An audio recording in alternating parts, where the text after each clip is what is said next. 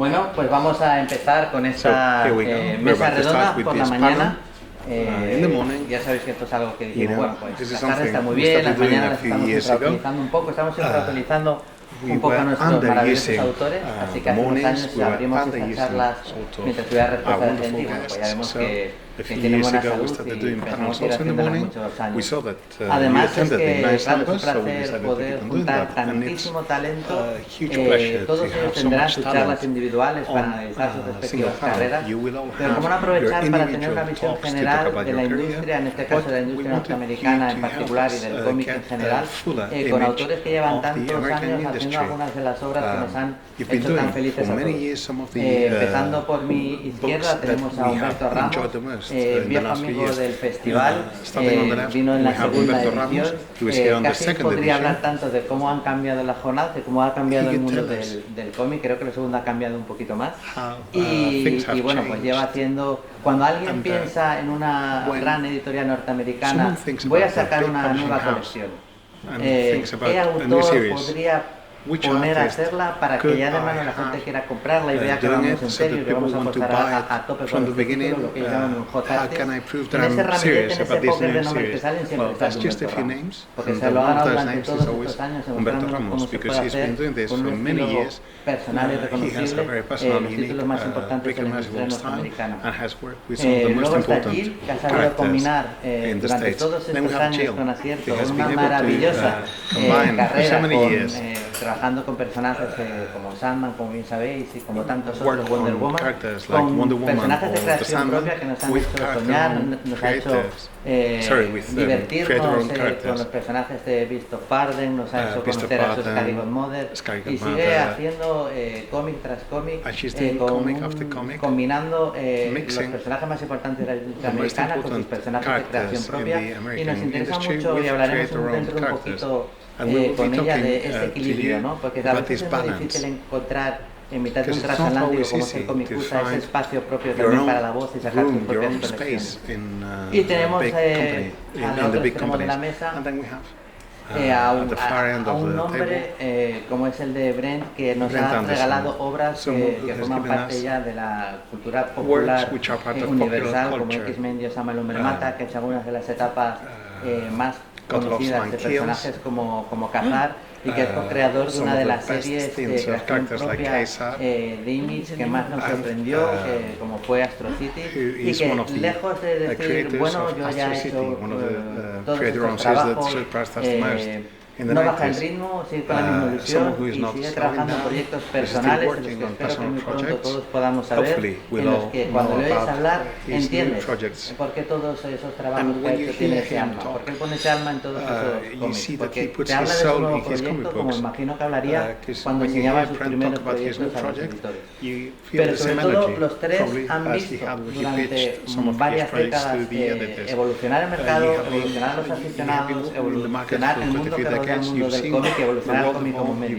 Así que vamos a aprovechar su experiencia para que nos cuenten, para aprender un poco de ellos, ¿no? Que eso es siempre bonito, seguir aprendiendo.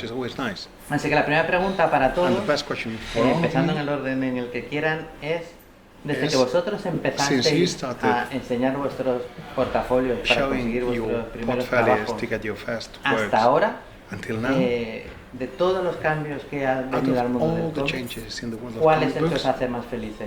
¿Qué cosas decíais entonces? Ojalá el mundo del cómic pase esto, y 30 años después ya ha pasado.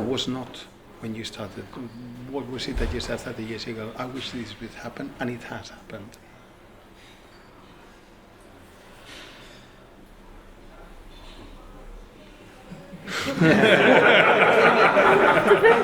¿Quién primero? Whoever wants to. I think these are much deeper questions than people in the United States usually ask on a panel, so this is going to take some thinking. Normalmente las preguntas en Estados Unidos pues no son así de profundas, así que voy a necesitar un ratito para pensarme la respuesta. Yo tengo una respuesta. Para mí lo que agradezco mucho que haya cambiado es la inmediatez de la comunicación.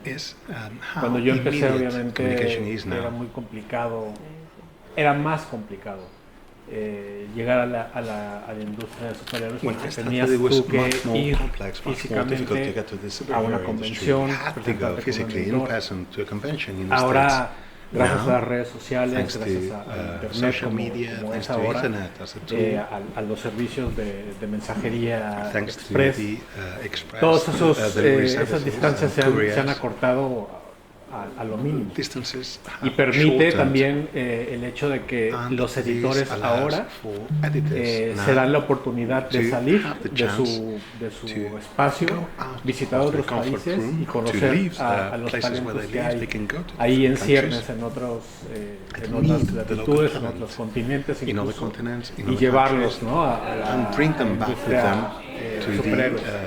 Ojalá hubiera existido esa cuando yo recién empezaba, porque hubiera sido un poco más sencillo. Mi viaje ha sido totalmente satisfactorio porque aprendí mucho haciendo las cosas como las hice, pero ahora creo que hay unas posibilidades importantes sobre todo para los chicos y chicas que quieren emprender su propia carrera, y ojalá que la sepan aprovechar. Debéis 10 euros, no os hagáis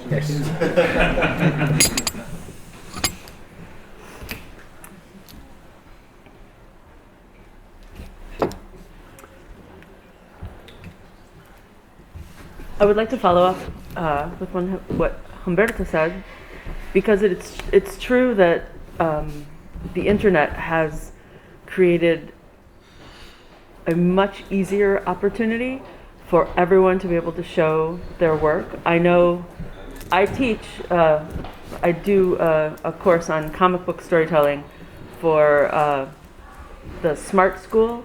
There are still 3 spots left for my class if you want to sign up.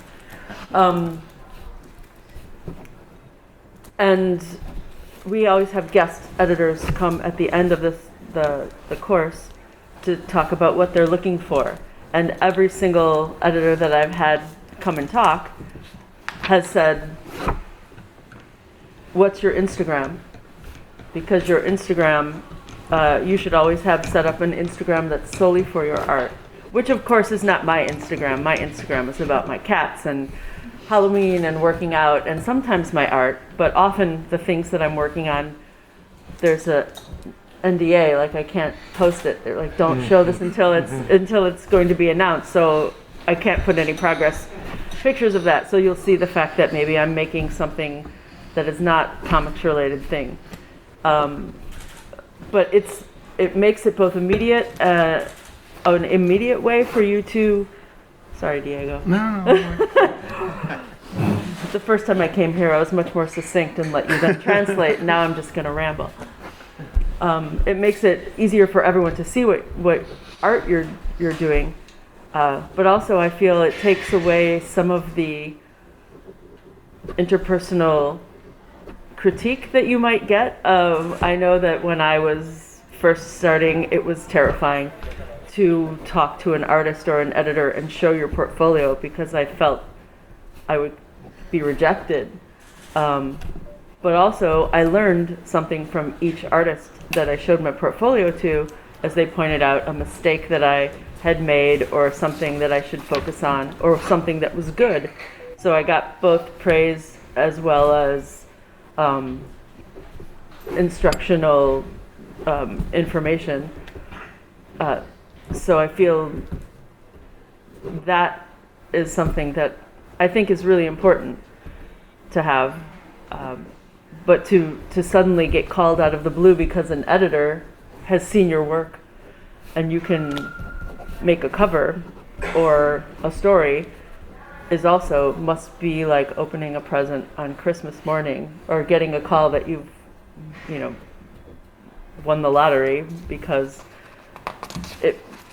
it's a great feeling to know that you get, like, I still get the same feeling when someone calls me and says, hey, do you want to do this project? I was like, oh, well, they thought of me. Oh, they like my work. So I think it opens up the internet and media opens up the field to so many more people. So you have a lot more competition, but also a lot easier way for people to find your art and other people to, like, if I posted something, there might be some people who like it, and then because they've posted it on TikTok, it goes viral.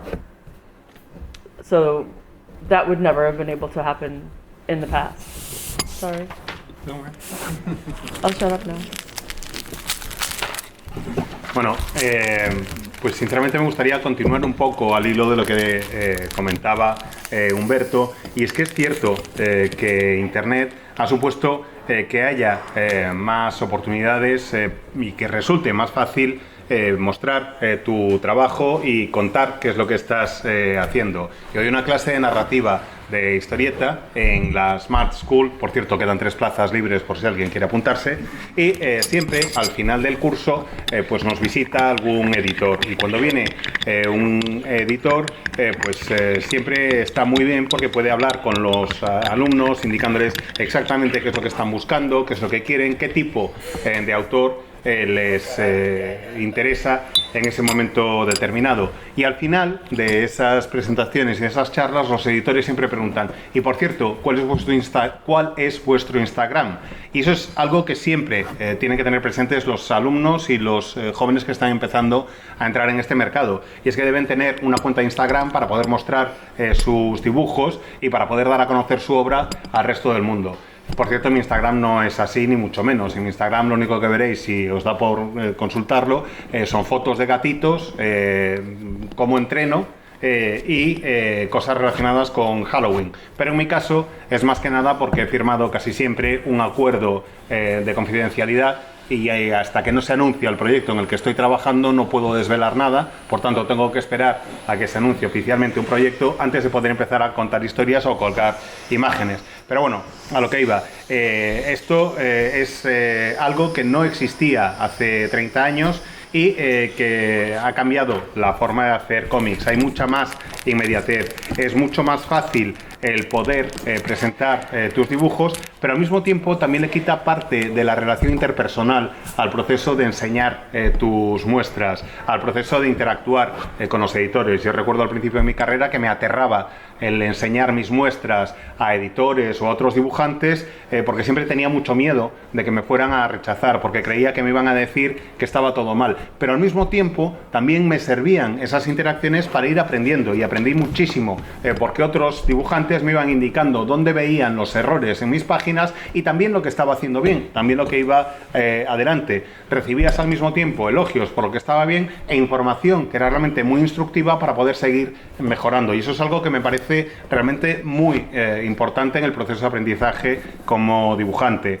Era una maravilla el poder recibir supongo que debe ser una maravilla el recibir de repente, de la nada, una llamada de un editor que te diga: oye, he visto tu trabajo en internet y te quería ofrecer pues esto, una portada, una historia, lo que sea. Tiene que ser, supongo, lo más parecido a la mañana de Navidad cuando te levantas para abrir los regalos, o a la sensación que debes tener cuando te toca la lotería. Que conste que yo, a pesar de los años de carrera que tengo, pues sigo teniendo esa misma sensación. Cuando alguien me llama y me ofrece algo, digo: ay, mira qué bien, han pensado en mí, les gusta lo que hago para que haga un proyecto. Pero eso ha cambiado con las redes sociales, no es como era antes.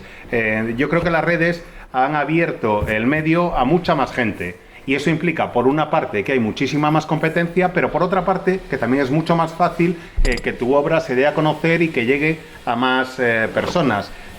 Puedes encontrarte con que cuelgas algo, lo recoge alguien en TikTok, se convierte en viral esa imagen, y a partir de ahí pues te empiezan a llegar ofertas. Wow. Wow. Isn't he amazing? It's amazing. So, what was the question? Sorry.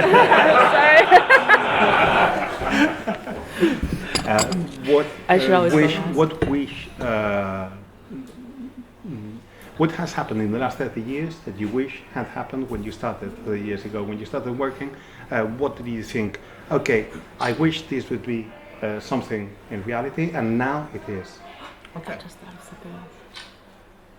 Before I became a professional, at 12 years old, I was drawing my own comics and creating my own comics, characters, my universe, the Brent Anderson universe, on binder paper with pens, And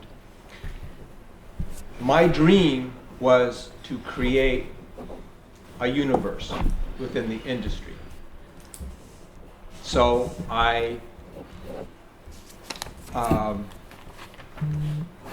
did samples, pencil samples, and sent them to Marvel, to John Romita Sr., who was the art director, in 1974 and 1975. And I got encouraging letters back from him. He put little notes on the rejection slip and said, keep drawing, and when you're in New York, come and see me. I wanted to draw Marvel Comics. I wanted to draw Spider-Man and the Fantastic Four. And in 1976, I went to New York and got work for Marvel. 5-page Angel story. It was a short. It was my first comic story, and it took me 4 months to draw the five pages. And I realized very quickly that I could not draw fast enough or well enough to draw the kind of comics I wanted to draw for Marvel or for anybody or for myself. So after 6 months in 1976, I went back to California, and I felt like a failure. I felt like I had not fulfilled what it was I wished and dreamed of doing. 2 years later, I got faster and better as an artist, and I went back to New York and started getting work immediately. 1979. I did a couple of issues. I did Battlestar Galactica, a Doctor Strange story, and then I got Kazar. Maybe you could translate that, and then I'll talk about Kazar and what it meant. Okay. Bueno, pues antes de convertirme en profesional, en dibujante profesional, yo ya dibujaba por mi cuenta y creaba mis propios cómics y creaba mis personajes. Y lo que quería era crear mi propio universo, el universo de Brent Anderson. Y me dedicaba a ir haciendo bocetos y dibujos en libretas, utilizando simplemente lápices. Y mi sueño era poder crear un universo dentro de la industria. El caso es que mientras iba haciendo estos dibujos e iba progresando poco a poco, pues un día decidí preparar unas muestras a lápiz que envié a Marvel a la atención de John Romita padre. Él era el director artístico de Marvel en aquella época y os estoy hablando más o menos de 1974, 1975, y el caso es que me rechazó las muestras, pero en la carta de rechazo incluyó una serie de notas manuscritas dándome ánimos e indicándome que siguiera dibujando y que si alguna vez iba a Nueva York, que me pasara por las oficinas para poder ir a verle. Mi sueño era poder trabajar en Marvel, poder dibujar historias de Spider-Man o de los Cuatro Fantásticos, y el caso es que en 1976 fui a Nueva York y me pasé por las oficinas y efectivamente me ofrecieron trabajo. Hice una historia para Marvel de 5 páginas protagonizada por El Ángel. Y ese fue mi primer trabajo publicado como profesional en el mundo del cómic, pero para hacer esas páginas tardé 4 meses. Y me di cuenta de que no era ni lo bastante rápido ni lo bastante bueno como para poder producir el tipo de cómic que publicaba Marvel, ni lo bastante rápido ni lo bastante bueno como para poder seguir haciendo cómics incluso para mí mismo. No lo hacía a la velocidad adecuada. Y después de 6 meses en Nueva York me volví a California en 1976. Me sentía un fracasado, sentía que no había logrado lo que quería, pero seguí dibujando. Y estuve durante 2 años tratando de mejorar en cuanto a calidad y en cuanto a velocidad. Pasados esos 2 años volví a Nueva York y conseguí trabajo casi de inmediato. Estoy hablando pues de 1979 más o menos, que es cuando me encargaron algunos números de la serie de cómic de la adaptación de Galáctica, cuando me encargaron también algunos números de Doctor Extraño y cuando cayó en mis manos una etapa de Kazar de la que os hablaré ahora. So, Louise Simonson had come as an editor from Warren Publications over to Marvel. When she did that, she brought Bruce Jones, who had been writing and drawing stories for Warren, both as a writer to Marvel. Marvel wanted to reestablish their trademark for Ka-Zar. They hadn't published a Ka-Zar comic, and they needed to protect the name by publishing a comic. So Doug Mensch and John Buscema were supposed to draw Ka-Zar. And John just didn't have time. He was penciling 4 books a month at that time.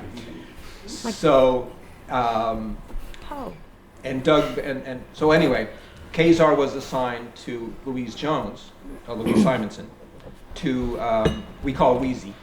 Yeah. To find a creative team for Ka-Zar. Well, she had Bruce Jones from Warren, had worked with him, and he said, okay, I'll write a Tarzan jungle hero with dinosaurs any day. And they were looking for an artist. So they asked me if I wanted to draw this monthly book. I think it was 22 pages per month. And that would be my first series. I'd only done 2 comic books. For Really? Marvel. I'd only done 2 comic books before that, the Doctor Strange and the Battlestar Galactica.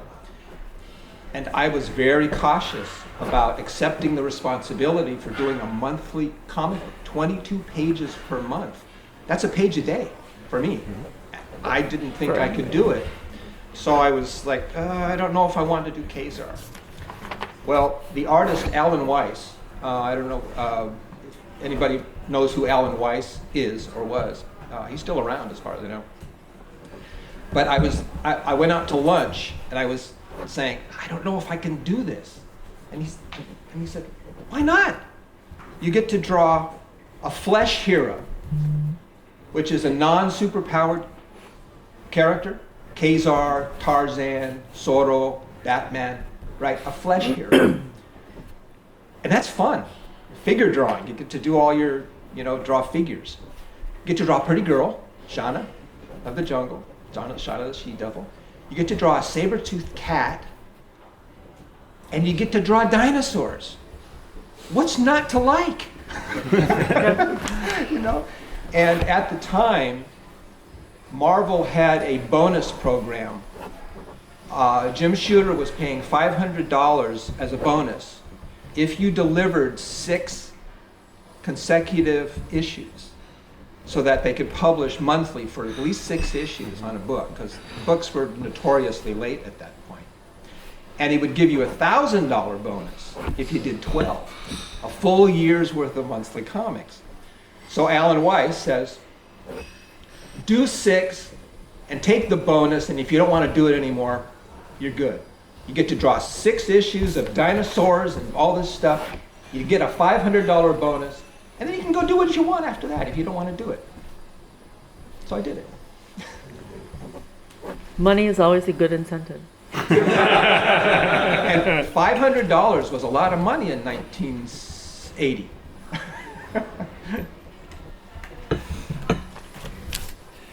Total, que Louise Simonson llegó en aquella época precisamente como editora a Marvel, procedente de Warren, de la editorial Warren, y se trajo con ella a Bruce Jones, que había escrito guiones para Warren durante bastante tiempo. Y además, en aquella época, resulta que Marvel tenía que sacar sí o sí algún cómic de Ka-Zar para no perder los derechos del personaje.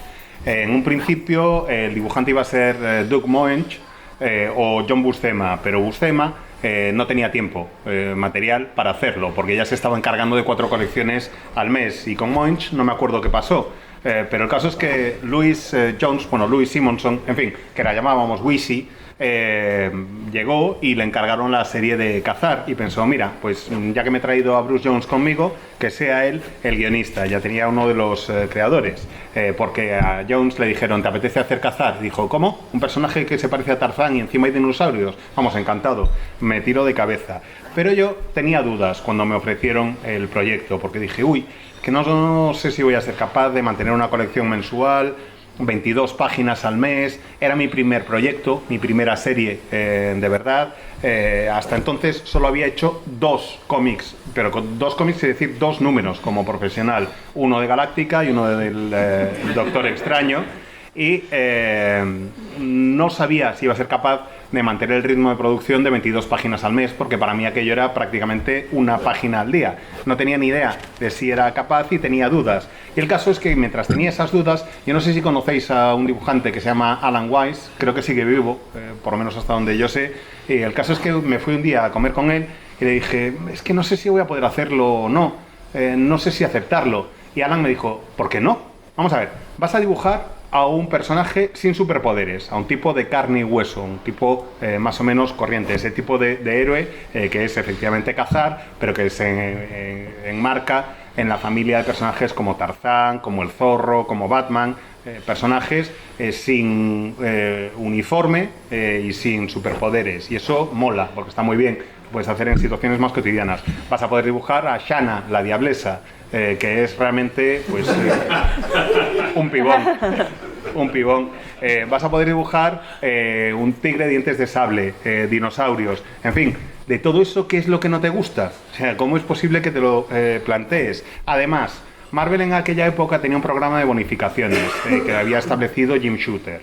Y era un programa que consistía en que si entregabas a tiempo 6 meses, o sea 6 números, mejor dicho, uno al mes, te daban un bonus de $500, porque tenían bastantes problemas Marvel para mantener el ritmo de publicación mensual en aquel entonces y querían buscar este tipo de incentivos para poder mantener una garantía de publicación.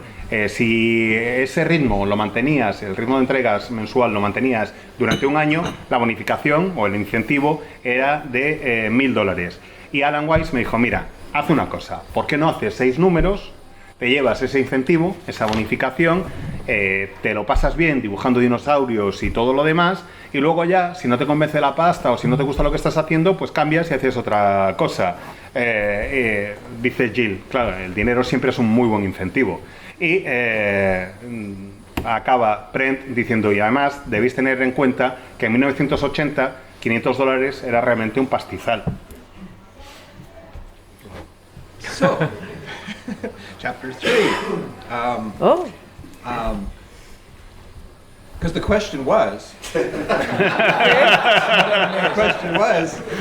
what's changed from when and what do you wish? What my goal was. And what do you wish that What had do I been wish? there when you started? Exactly. That is here now.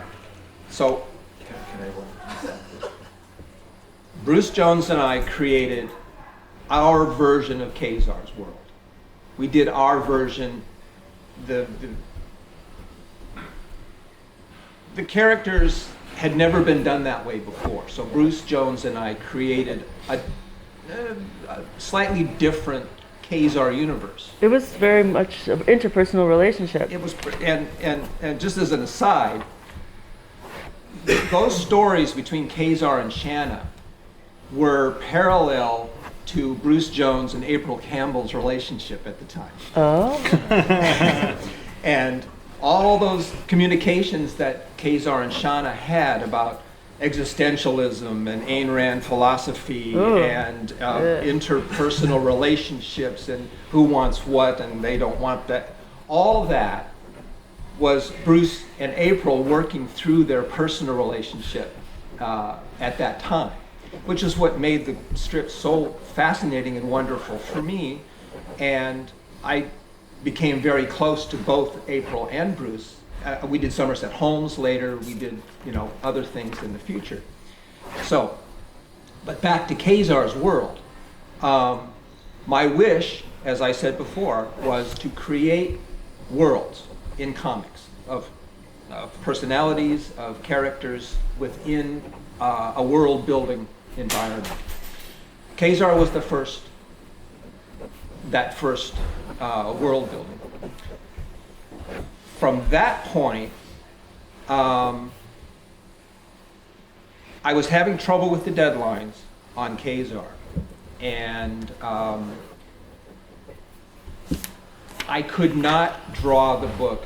I was getting behind on deadlines. After about 9, after the first half a year, about issue 9, I started falling behind and feeling, I just can't do this. I was getting tired. So, see, how do I make this brief? Pretty? I quit Kazar. Oh, brief. Oh, I thought you Brief. said I quit Kazar because I didn't feel I could make the deadlines. And Wheezy said, I understand.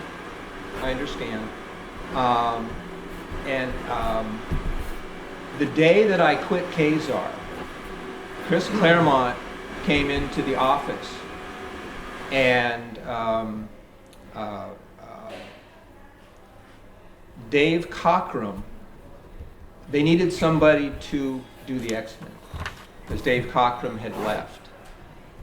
And Chris came in and said, oh, what are you doing here? And I said, well, I'm quitting Kazar because I can't draw 3 characters every month reliably. And Chris goes, oh, well, I was going to ask you to take on the X-Men, to start penciling the X-Men. And I said, I can't do that either. That's 7 characters per month that I would have to draw. And I really can't do that. You know, I'm frazzled. I can't meet a monthly deadline. And then he said, okay, well, I have a graphic novel that I want to do that Neil Adams won't do because he won't sign the work made for hire agreement for it. Would you like to do that instead? So I got to help Chris create this graphic novel X-Men universe for the story that was God Loves Mannequins. So that would be my second world-building dream at Marvel in comics.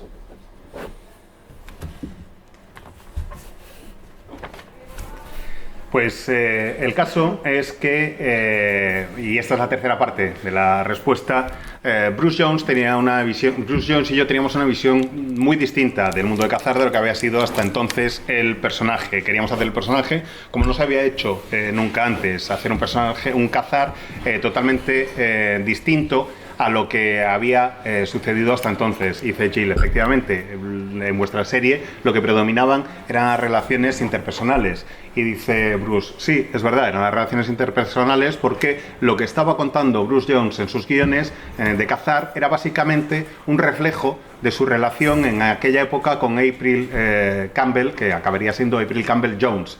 El caso es que buena parte de la comunicación, de las conversaciones entre Ka-Zar y Shanna en aquel momento era un reflejo de las conversaciones entre Bruce y April, todos sus debates filosóficos, las menciones de Ayn Rand, bueno, pues eran básicamente relaciones interpersonales en las que Bruce iba reflejando en los guiones la evolución de su relación con April. Y yo estaba allí muy cerquita de los dos, viendo cómo evolucionaba su relación personal, y me parecía absolutamente fascinante y maravilloso el recibir los guiones e ir viendo cómo cambiaba todo aquello. Me hice muy amigo de los dos, colaboramos en varios proyectos más adelante, por ejemplo en Somerset Homes y en otras cosas en el futuro, pero volviendo a Ka-Zar, fue la primera vez que pude cumplir ese sueño que os dije que tenía, que era el de crear mi propio mundo en el universo del cómic, o en este caso en el universo de los superhéroes de Marvel. Era la primera vez que podía experimentar esta creación de mundos, este world building, y Ka-Zar fue mi primera experiencia en ese sentido. Pero, por agradable que fuera la experiencia, vi al cabo de un tiempo que tenía problemas para respetar las fechas de entrega. No era capaz de dibujar la serie, entregar la colección, cumpliendo y respetando los plazos. Sí llegué a ese primer medio año, sí me pagaron el bonus o el incentivo de ese primer año, pero a partir del número 9 vi que me iba retrasando cada vez más y empecé a pensar que no podía hacerlo. Me sentía agotado, estaba realmente muy cansado y llegó un punto en el que decidí que tenía que dejar Ka-Zar porque no era capaz de respetar las fechas de entrega. Fui a hablar con Wisi y le dije, mira, esto es lo que pasa ya. Me dijo, no te preocupes, que lo entiendo, es normal, y oye, pues mira, ¿qué le vamos a hacer? Y justo cuando estoy dejando Ka-Zar, voy a la oficina para decírselo a Wisi, y en ese momento entra Chris Claremont en la oficina y le digo, ¿qué haces aquí? Me dice, bueno, pues es que Dave Cockrum va a dejar la Patrulla X y necesito a alguien que lo sustituya. Y había pensado que igual podía ser tú. ¿Y tú qué haces aquí?, me dijo Claremont. Y dije, no, yo es que vengo a dejar la serie de Cazar porque no me veo con la capacidad ni con las fuerzas para hacer una serie al mes con 3 personajes protagonistas. Y dice Claremont, hombre, no me digas eso, que te iba a ofrecer la Patrulla. Digo, uy, si no puedo con una serie con 3 personajes, imagínate con una con 7, imposible. Así que le dije que no podía ser yo el dibujante de la Patrulla X, pero Chris me dijo, tengo otra idea que estoy desarrollando que igual sí puedes encargarte de ella y a lo mejor entre los dos podemos tirarla para adelante. Es una idea para una novela gráfica. Neil Adams, que iba a ser el dibujante original, no la va a hacer porque se niega a firmar el acuerdo o el contrato de trabajo de encargo y el contrato con las condiciones laborales que tenía Marvel en aquel momento, así que a lo mejor tú me puedes ayudar. Y efectivamente empecé a colaborar con Chris para desarrollar lo que luego sería la novela gráfica de Dios ama, el hombre mata. Y esa fue mi segunda oportunidad de crear un mundo dentro del universo de superhéroes, el mundo de Marvel.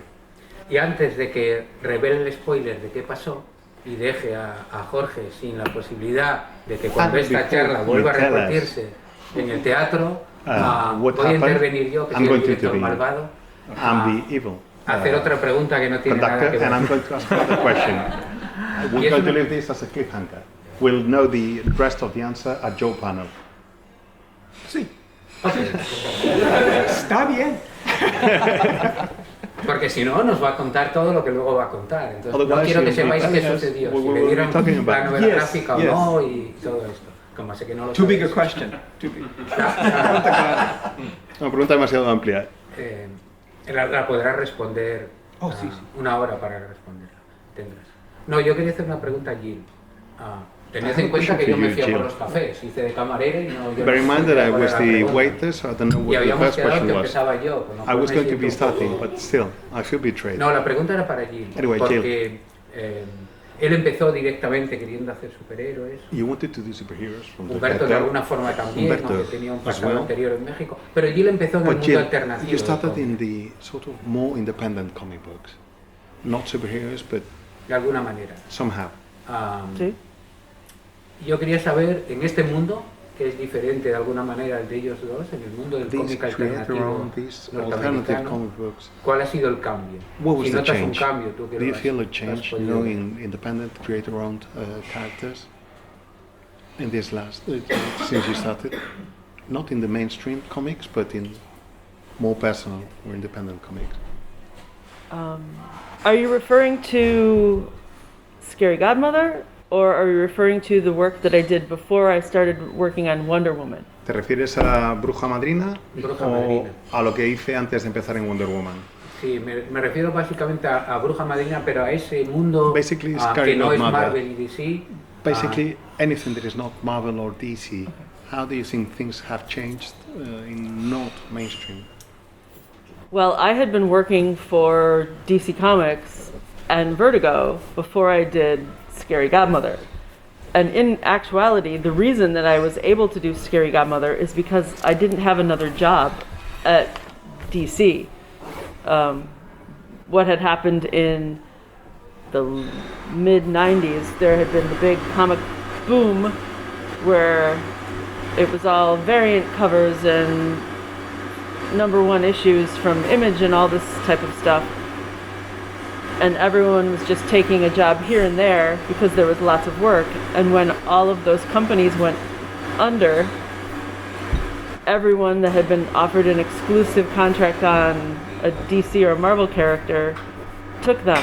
And I was still finishing up some other things and was looking for new work. And there was no new work to be had. So suddenly I had time to think about creating something of my own, which happened just as a series of happy accidents. I'll continue after. Pues el caso es que yo había trabajado ya en DC y en Vértigo antes de empezar a encargarme de la Bruja Madrina. Estamos hablando de una época que era a mediados de los años 90. Pude hacer La Bruja Madrina porque me quedé sin trabajo en DC, básicamente. En los años 90 lo que predominaba era las portadas alternativas, las variantes y los números 1, sobre todo en series de Image, que se repetían cada 2x3. Y eso era lo que ofrecía un montón de trabajo a muchos de los dibujantes de cómic. El caso es que cuando algunas compañías independientes que existían en aquella época empezaron a quebrar, hubo mucha gente que estaba en contratos en exclusiva con DC y con Marvel. Y yo estaba acabando una serie de proyectos y para cuando acabé con esos proyectos y quise encontrar más trabajo, me encontré con que no había nada para mí. Yo empecé a preguntar en las grandes editoriales si había algún trabajo y me dijeron que no. Y me vi de repente con tiempo libre, con la capacidad para poder dedicar ese tiempo a crear mi propia serie. And remember, at the time, when I would think of what an independent comic was, I'm thinking of Love and Rockets, or 8 Ball by Dan Clowes, or Lloyd Llewellyn, or something. Why can't I think of the other one? Or Milk and Cheese, or things that happened in the late 80s, early 90s.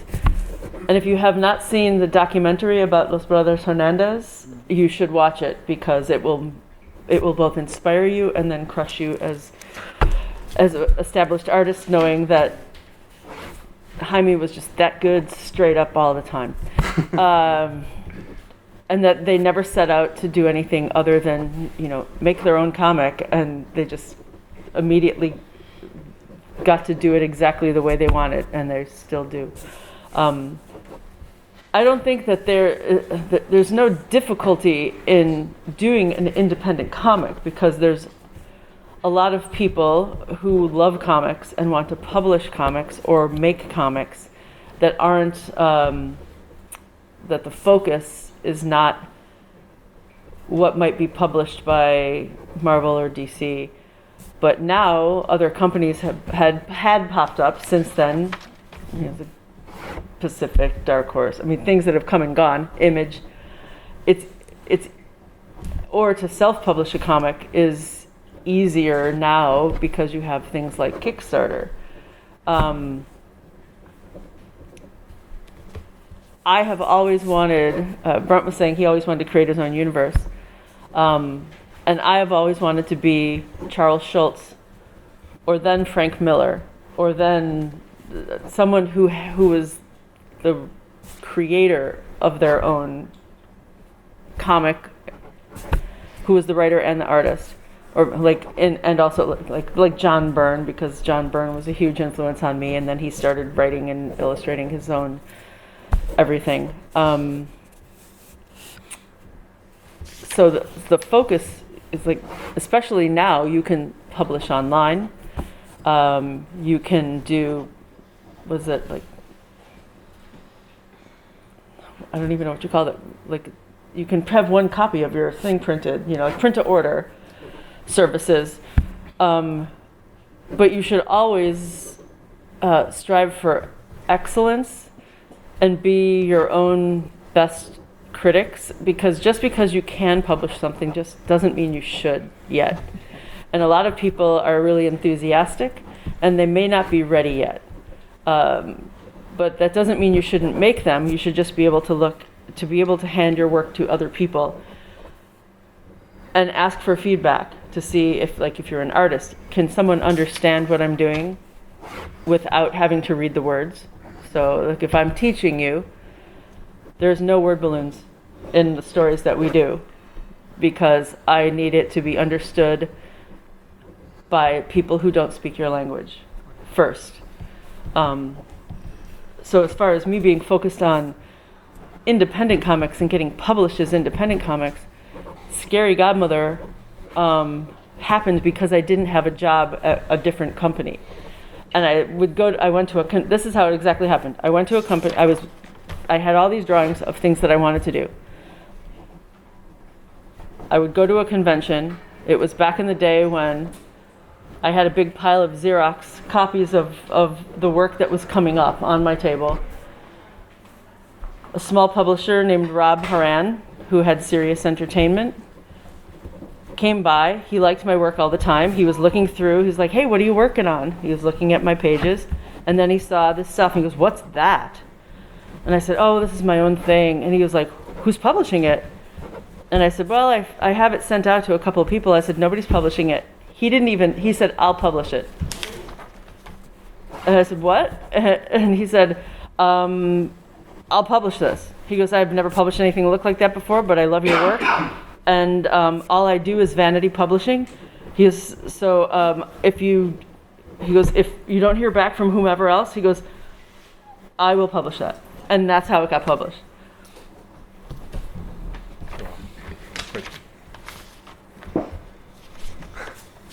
Sorry. No worries.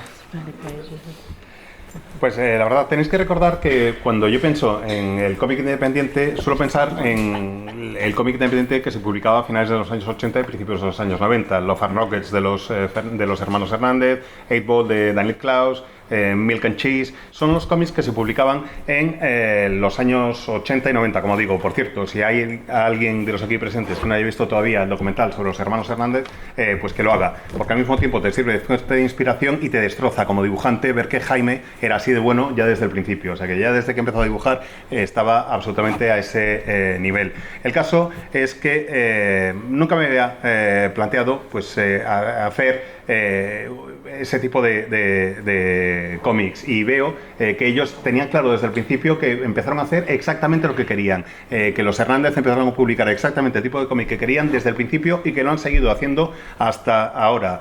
No es difícil lograr que te publiquen un cómic independiente, incluso que te lo llegues a autopublicar, que seas capaz de llegar a la gente. Hay gente que no persigue o hay autores que no persiguen que les publiquen en Marvel y DC, sino que lo que quieren es pues poder contar su propio tipo de historias. Y hubo un momento en los años 80 y 90 en que surgieron un montón de editoriales que te ofrecían esa oportunidad. Algunas ya han ido desapareciendo, desde Pacific hasta Dark Horse, hasta Image, las posibilidades de autoedición que han mejorado incluso muchísimo hoy en día con herramientas como Kickstarter. Yo lo que quería siempre, o lo que quería desde el principio, era ser autora. Brent decía que quería crear sus propios universos. Yo lo que quería era ser alguien como Charles Schulz, o luego como Frank Miller, o ser alguien capaz de crear sus propios cómics, poder publicar mis propias historias, mis propios guiones y mis propios dibujos, hacer algo como lo que hizo a partir de determinado momento en su carrera John Byrne, que es una gran influencia en mí y en mi estilo. Eso era lo que buscaba, y hoy en día creo que las herramientas a disposición de alguien que persiga lo mismo pues son mucho más. Puedes publicar online, tienes incluso herramientas que te permiten la copia a demanda, la impresión a demanda del número de ejemplares que necesites, pero esas herramientas también suponen en cierta forma un peligro, porque que tengas la capacidad de publicar no quiere decir que debas hacerlo inmediatamente. Tienes que ser un poco crítico con la calidad de lo que estás haciendo y tratar de saber llegar al público adecuado y saber cuándo estás listo o lista para publicar y cuándo no. Hay mucha gente con muchísimo entusiasmo, pero el entusiasmo solo no basta para garantizar que tengas el nivel de calidad necesario para publicar. Que puedas publicar o publicar tu propia obra no quiere decir que debas hacerlo inmediatamente. Creo que es necesario el poder tener críticas de otras personas, el poder enseñar tu obra a otros dibujantes, a alguien que te pueda dar su opinión para ver dónde tienes errores y qué es lo que tienes que ir mejorando. Cuando yo doy clase, por ejemplo, una de las premisas básicas que trato de enseñar a mis alumnos es que tiene que poder entenderse la historia que se está contando sin necesidad de leer los bocadillos de texto. Tienes que poder ser capaz de contar una historia sin necesidad de que haya los bocadillos, que las imágenes por sí mismas funcionen, porque tienes que pensar que puede haber alguien que no hable tu idioma, que vaya a tratar de leer ese cómic y que tenga que entender qué es lo que está ocurriendo. Creo que eso es un elemento básico a la hora de ponerte a trabajar. En cualquier caso, La Bruja Madrina nació porque yo no conseguía, volviendo un poco a la pregunta, no conseguía trabajo o no tenía en aquel momento trabajo de ninguna de las grandes editoriales que me habían ido ofreciendo trabajo hasta entonces. Y yo, ya que estaba con tiempo libre, pues me dedicaba a dibujar más o menos los proyectos que me interesaban. Y tenía un montón de fotocopias y de imágenes que había ido creando por mi cuenta, que me llevaba el tocho a las convenciones conmigo, hasta que un día, estando en una convención, Rob Herran de Sirius se acercó a mi mesa y empezó a curiosear un poco entre los dibujos que tenía allí. Y cuando vio un dibujo de la bruja madrina me dijo, ¿y eso qué es? Yo dije, nada, un personaje que he ido creando y tal. ¿Y quién lo publica? Me preguntó Rob y dije, pues nadie. Me dijo, en aquel mismo momento me dijo, te lo voy a publicar yo. Y dije, ¿cómo? Y me dijo que sí, que te lo publico yo. Porque no he publicado nunca nada semejante, porque me encanta tu obra y porque creo que merece la pena que vea la luz. No he publicado nunca nada semejante, así que lo voy a hacer contigo. Y así es como conseguí que se publicara la bruja madrina. Esa fue mi historia. Otra de las cosas que ha ido pasando en los últimos años es el tema de la comidiversidad, ¿no?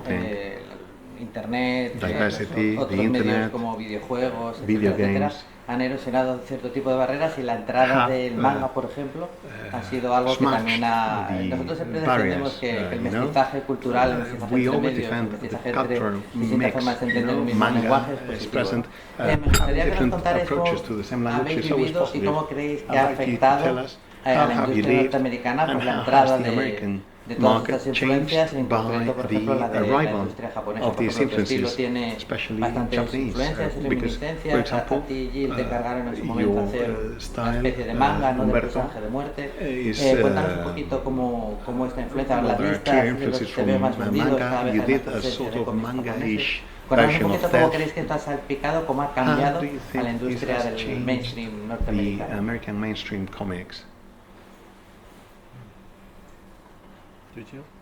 I can always talk. I can answer every question. So, a whole generation of kids have grown up, they're now adults, that grew up reading manga. When the huge manga influx came, in the early 2000s? When I was asked to do the Sandman manga, it was only because there was so much manga happening.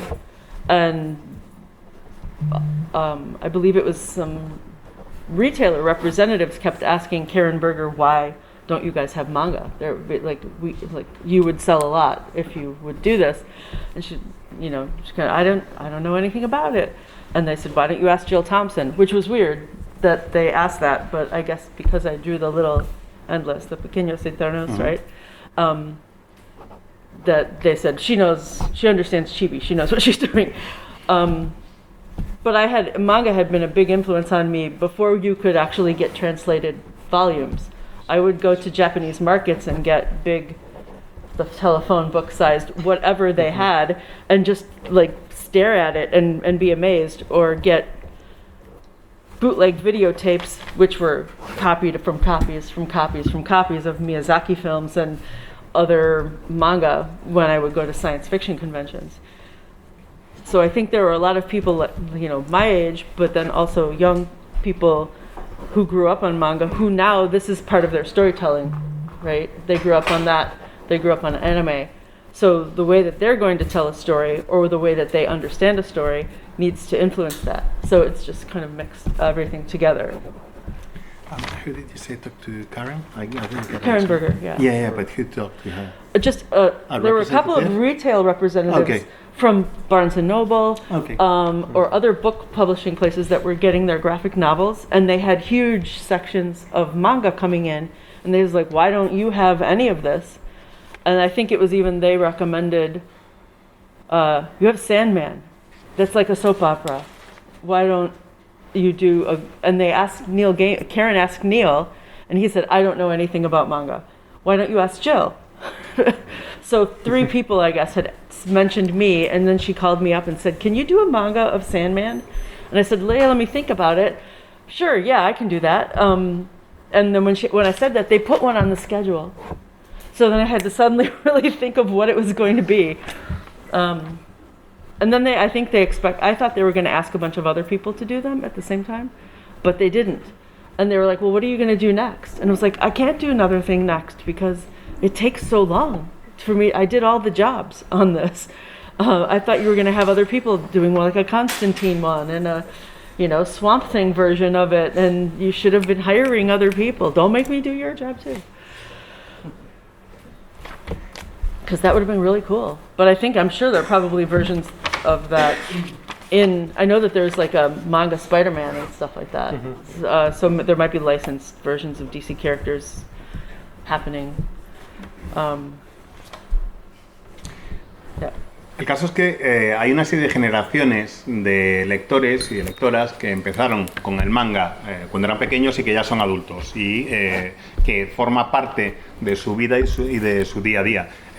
Generaciones que vivieron el boom del manga a principios de los años 2000 y básicamente lo de encargarme en la versión manga de Muerte y de personajes del universo de Sandman era porque no había nadie más que lo pudiera hacer.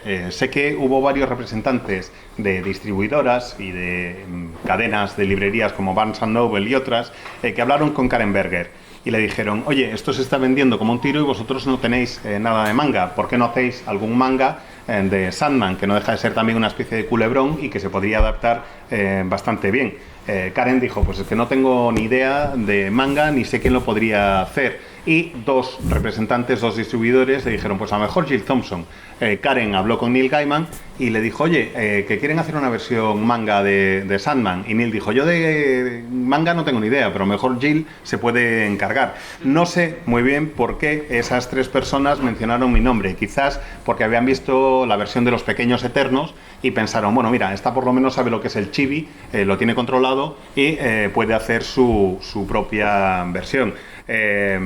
A mí me encantaba el manga ya desde antes. Llevaba muchísimo tiempo tratando de comprender un poco mejor la narrativa del manga. Incluso leía mangas antes de que se empezaran a publicar traducidos en Estados Unidos. Me iba siempre que podía a algún mercado japonés y me compraba esos tochos que son como las guías de teléfono con tomos de manga y me dedicaba simplemente a quedarme maravillada viendo aquellas páginas y ese tipo de narrativas.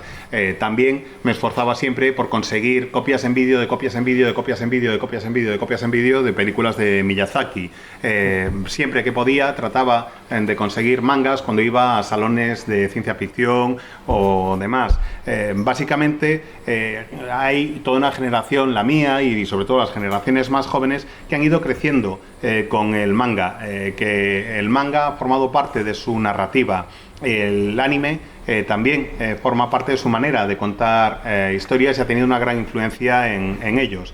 Y sé que aparte del proyecto de manga de Muerte, querían crear toda una línea en DC con otras posibles adaptaciones. Se hablaba de que iba a haber una versión manga de La Cosa del Pantano, de John Constantine, pero yo no me podía encargar de aquello, porque el problema con la versión manga es que te tienes que encargar de todo, desde el dibujo, el intentado, el rotulado, etcétera, y no me daba la vida, no me daba tiempo. Y decía además, oye, que yo no me voy a encargar de buscarte quién lo puedo hacer, que ese es tu trabajo. He visto, eso sí, que con el paso de los años se ha publicado, me parece, una versión manga de Spider-Man, y me imagino que debe haber algunas otras licencias y proyectos para hacer versiones manga de otros personajes de DC.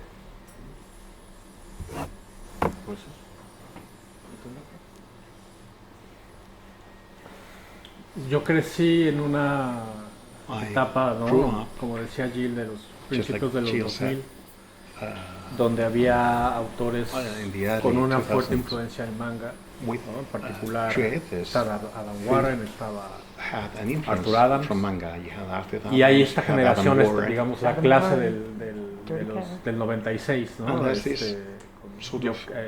Campbell, Joe Madureira y yo, Joe Madureira, tal vez, que crecimos a la sombra de Arthur y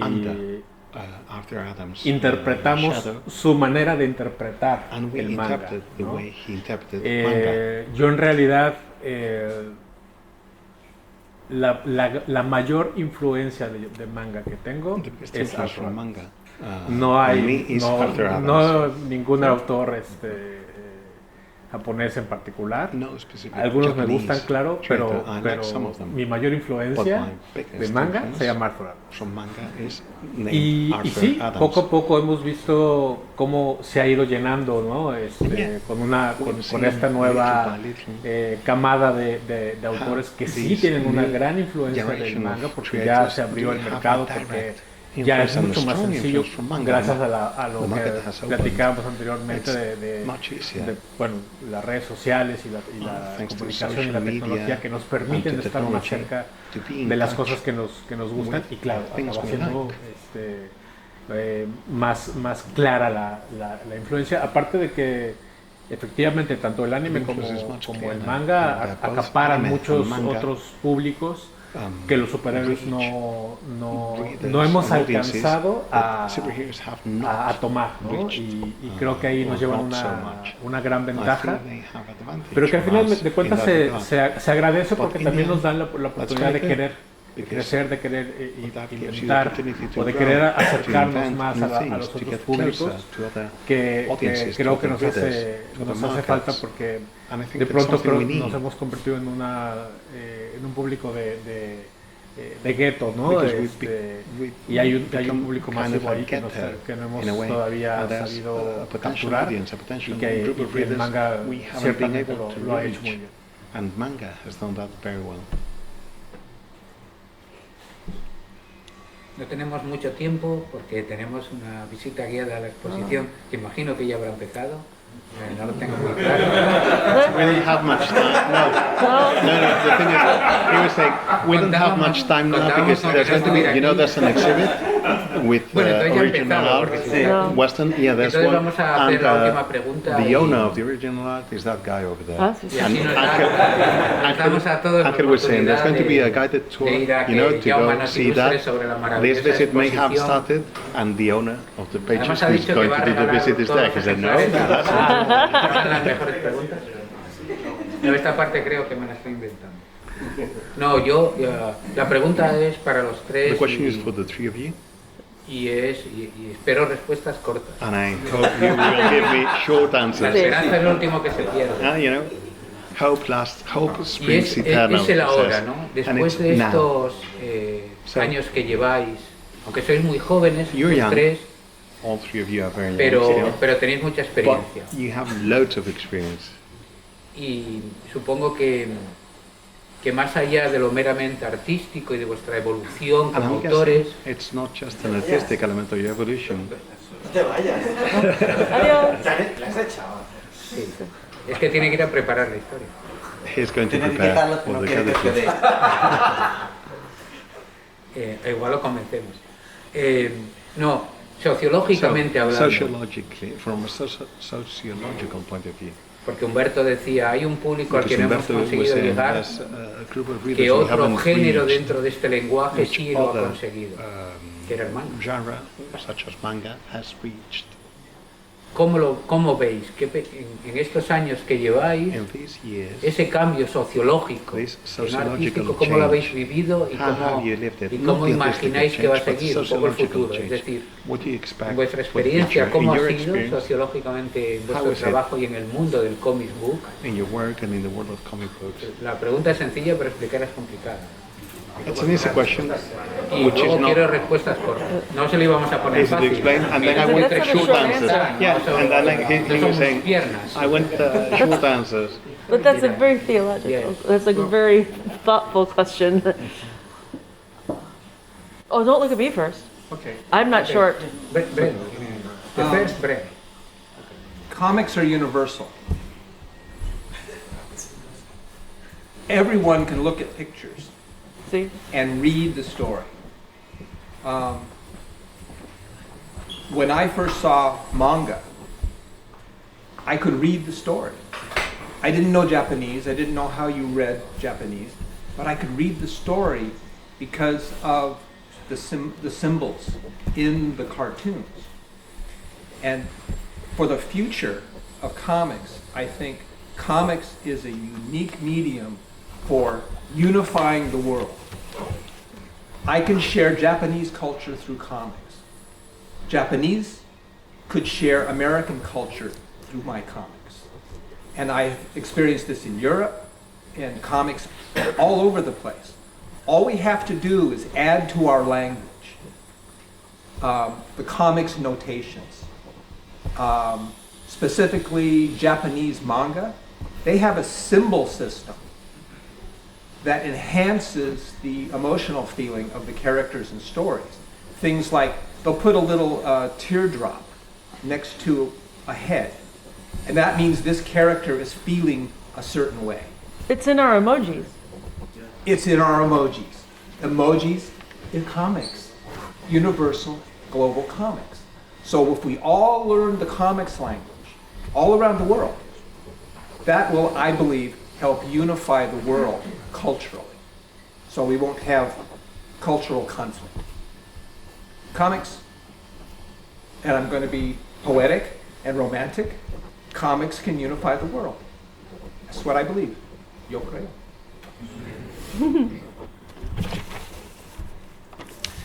El lenguaje de la historieta del cómic es un lenguaje universal. Todo el mundo puede leer una historia en imágenes. Necesitas poder ver esa, o tienes la capacidad, mejor dicho, de entender una historia si te la están contando en imágenes. Yo podía leer los mangas que caían en mis manos, aunque no tengo ni idea de japonés. No sé ni una palabra de japonés, pero sí podía seguir la historia, sobre todo gracias a algunos símbolos y algunos códigos que se utilizan en el mundo del manga. Podía leerlo sin entender el idioma.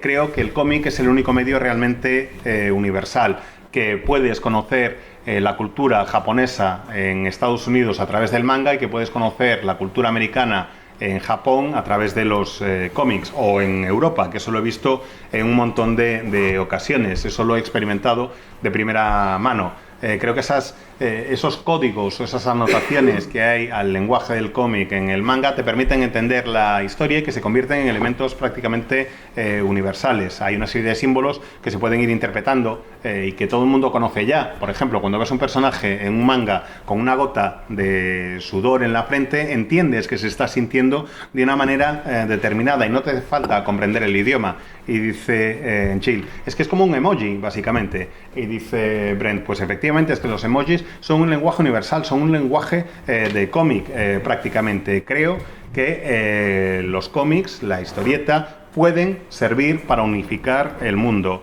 Creo que pueden ayudar a unificar la cultura del mundo, a dar a conocer todas las culturas que hay en el mundo y evitar así o atenuar así los conflictos culturales. Los cómics, y permitidme que me ponga un poco poético y un poco romántico, son un lenguaje universal que puede servir para unir al mundo.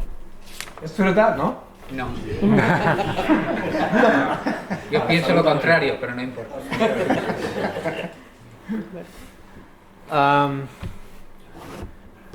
En el sentido sociológico, creo que el cambio que más he visto es hace 30 años. Todavía era el decir que eras fan de los cómics. Odio las palabras geeks, freaks y nerds. Me parece es un estereotipo y me molestan, pero bueno, la gente los usa y está bien. Yo digo que la gente es fan de cosas, ¿no? En particular fans de los cómics. Y de ese tiempo al día de hoy, creo que ha habido una evolución gigantesca, porque ahora ya no es mal visto. Nunca debe haber sido, pero bueno, ahora es hasta, en algunos círculos acaba siendo hasta cool decir que uno es fan del cómic y que sabe de cómic, ¿no? Lo cual me parece algo que hay que aplaudir, porque hay una gran cultura que la gente no supo o no sabía, por un lado ver y por otro lado compartir y expresar. Y creo que ahora es un gran momento para el cómic como un divulgador de cultura y de entretenimiento, ¿no? Entonces creo que eso es lo que más he visto en el cambio, y que veo hacia el futuro, pues eso, que se acabe de consolidar y que acabemos por fin siendo una rama importante y tan valiosa como es la literatura de prosa, pues, ¿no? Ojalá que lleguemos pronto a eso.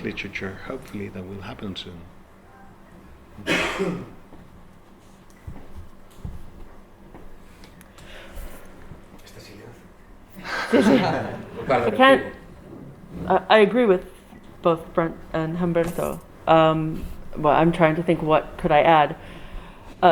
An illustrated example, when I was drawing Sandman, and people would ask me, what do you do for a living? I would say, I draw comics. And nobody would understand what that meant. And then and they would say, oh, you mean like in the newspaper?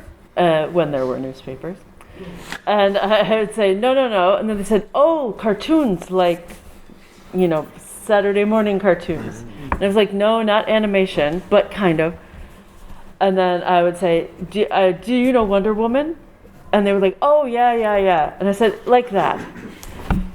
Now, if someone asks me what I do for a living, I can just say what I have drawn, and everyone already knows. Only because things have been adapted to television and film, but still, they understand that it came from comics, and they're very excited about it. More so, everyone was always excited about it. They were like, oh, that's really cute. Back when I was drawing it, you can support yourself doing that? I would say, yeah, but now they're like, oh my God, that's so cool. I love that. And my kid wants to do this. And oh, my brother is collecting comics.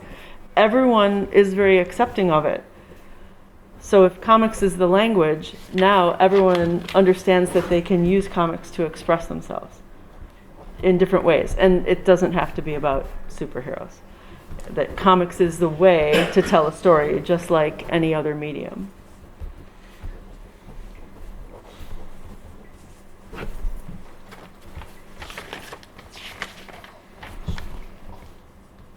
Estoy totalmente de acuerdo con lo que han dicho Brent y Humberto hasta ahora, y estaba pensando un poquito qué es lo que podía añadir.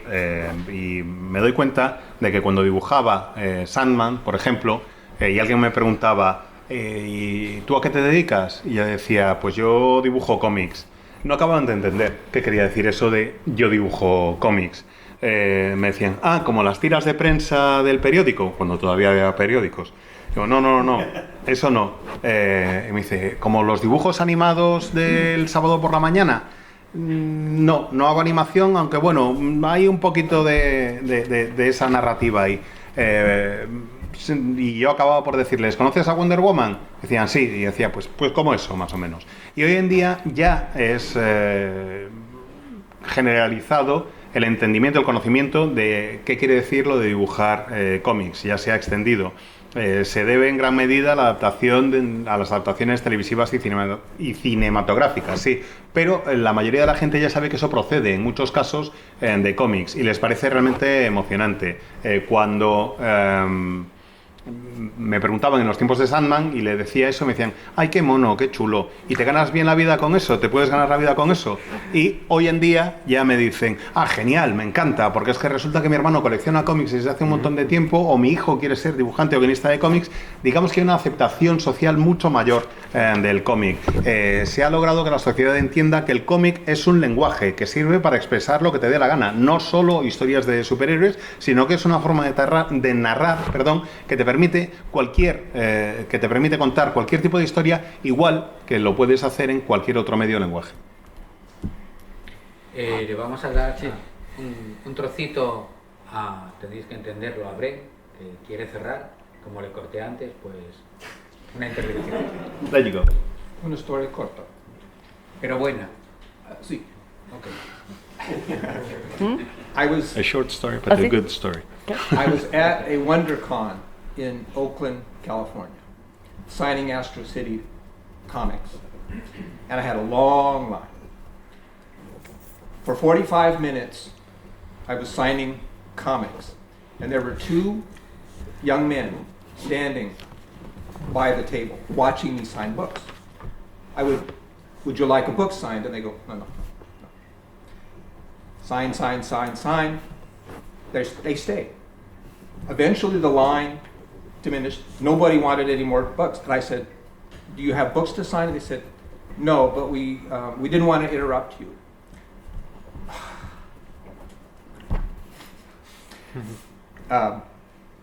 We come from a bad part of Oakland, where every day they hear drive-by shootings. It's poor. It's one of the worst places to live in the world. And they said, your comics get us through that. And we wanted to thank you.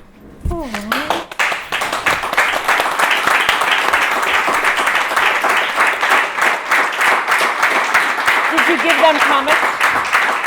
Did you give them something?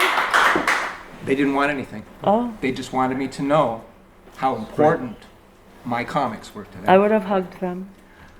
It wasn't that kind of a situation, but the feeling was quite mutual, back and forth.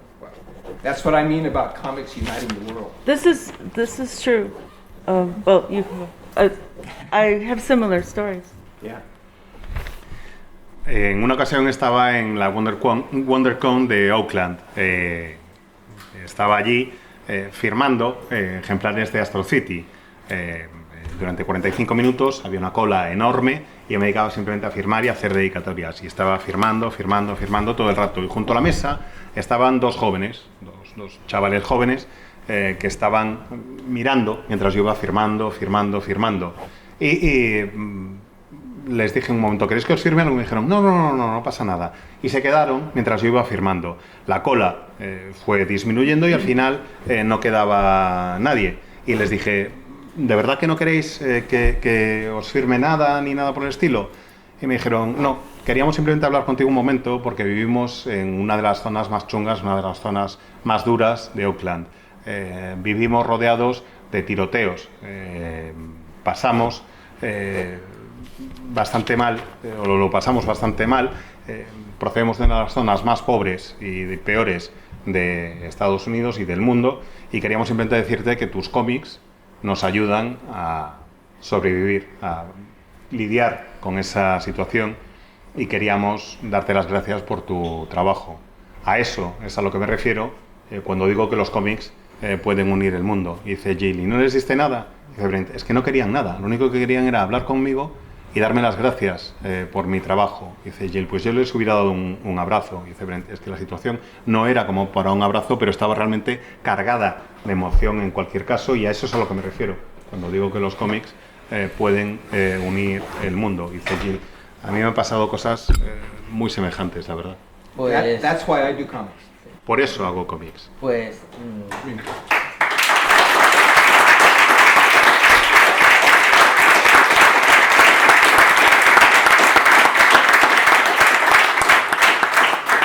tenemos la suerte de que los tres van a seguir aquí, todavía quedan sus encuentros individuales, las jornadas seguirán también por las mañanas.